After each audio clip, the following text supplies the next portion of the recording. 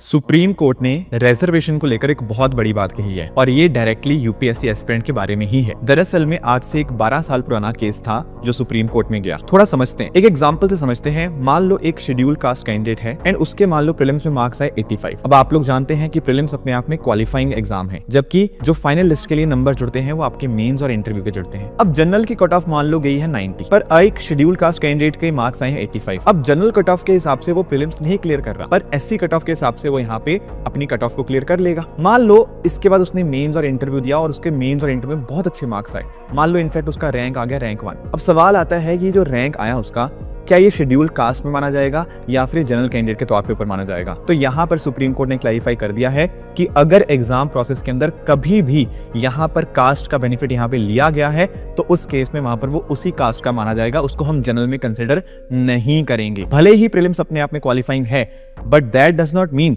कि यहाँ पर उस कैंडिडेट को हम जनरल में यहाँ पे सीट देंगे। वो जो सीट होगी वो यहाँ पे शेड्यूल कास्ट या जिस भी कोटा से है उसको ही कंसिडर की जाएगी। ये मुद्दा इंपॉर्टेंट इसलिए हो गया क्योंकि पहले कर्नाटका हाईकोर्ट ने पता क्या बोला था? उन्होंने बोला था क्योंकि प्रीलिम्स क्वालिफाइंग है तो प्रीलिम्स के अंदर अगर मान लो किसी ने इस्तेमाल कर भी लिया पर मेंस और इंटरव्यू में उसने कोटा का इस्तेमाल नहीं किया तो उस केस में उसको जनरल कंसिडर किया जा सकता है। बट सुप्रीम कोर्ट ने क्लैरिफाई कर दिया कि ऐसा बिल्कुल नहीं है।